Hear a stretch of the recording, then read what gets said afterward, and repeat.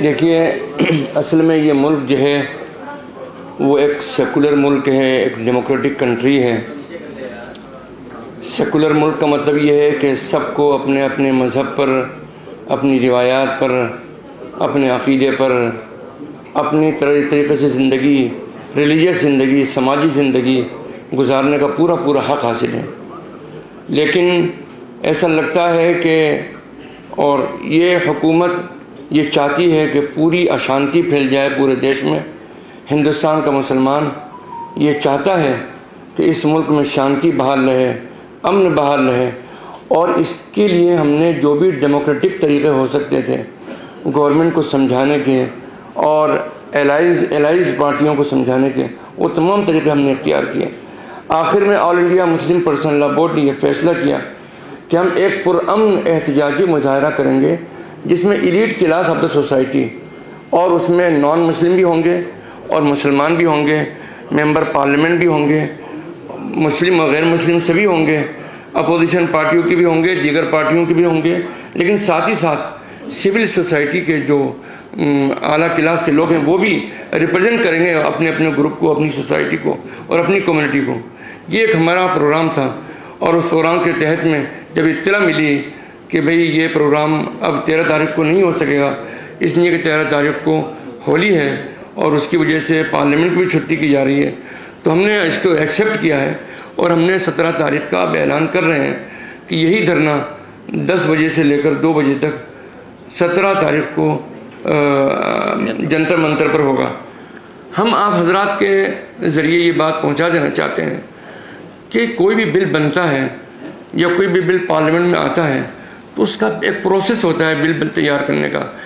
जब trekking record देखें कि आज तक ये पता नहीं चल सका है कि इस बिल की प्रिपरेशन कब से शुरू हुई, कब ख़त्म हुई, कौन सी कमेटियाँ बैठी, किस किस डिपार्टमेंट ने, किन किन ऑफिसर ने इसमें हिस्सा लिया, कुछ नहीं।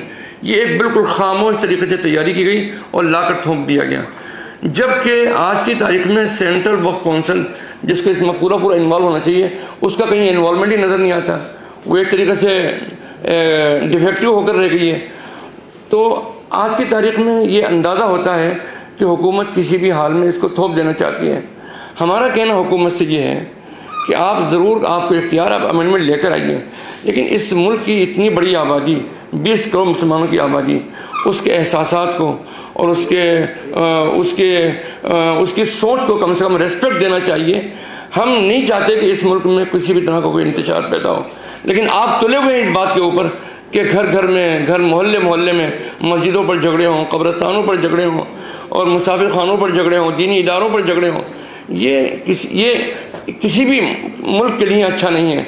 और कोई भी मुल्क, मैं आप भी ज़्यादा समझते हैं, मैं भी समझता हूँ इस चीज़ को, इंतशार और डिस्टर्बेंस की हालत में कोई भी कंट्री तरक्की नहीं कर सकता। अमन और शांति की हालत में तरक्की कर सकता है। हम इस देश की तरक्की चाहते हैं, हम विकसित भारत देखना चाहते हैं, हम डेवलप इंडिया देखना चाहते हैं, लेकिन क्या ये हमारा ख्वाब क्या इन्हीं हालात में पूरा होगा? नहीं हो सकता। हम ये चाहते हैं हुकूमत से, और बहुत एहतराम से ये बात कहना चाहते हैं कि यकीनन इक़्तिदार आपके हाथ में, डिसीजन आपके हाथ में, लेकिन आपने पूरा प्रोसेस को एक एंटी मुस्लिम एनवायरनमेंट क्रिएट करके और बेचारे भोले भाले हिंदुओं को भी ये बात समझा दी है कि ये देश के हित में है। मैं ये बात कहना चाहता हूँ हमारे हिंदू भाइयों से भी कि ये देश के हित में नहीं है ये अमेंडमेंट, बल्कि देश के ख़िलाफ़ है, अनकॉन्स्टिट्यूशनल है। हम उसकी 42 जो अमेंडमेंट हैं उनकी मुखालफत करते हैं, और कोई भी इसमें एक दफ़ा ऐसी नहीं है जो हमारे लिए एक्सेप्टेबल हो।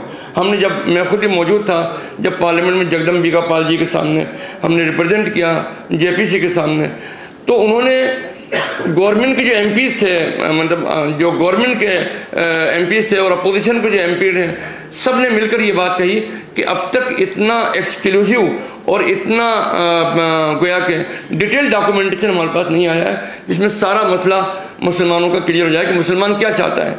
बहरहाल हमने ये बात कही है और हम इस बात को अपने एहतजाज के ज़रिए, जो कि हमारा एहतजाज 17 तारीख को होगा और पुरअमन होगा और शांति तरीके से होगा, और हम ये चाहते हैं कि इस मुल्क में शांति बरकरार रहे। इसलिए हम हुकूमत से ये साफ साफ ये बात कहना चाहते हैं कि वो अपना जो रवैया है उसको तब्दील करें। ये इस कंट्री के हक़ में है, इस देश के हक़ में है, और हम ये चाहते हैं कि हमारी डिमांड को माने और इस बिल को वापस ले लें। यही हमारी डिमांड है।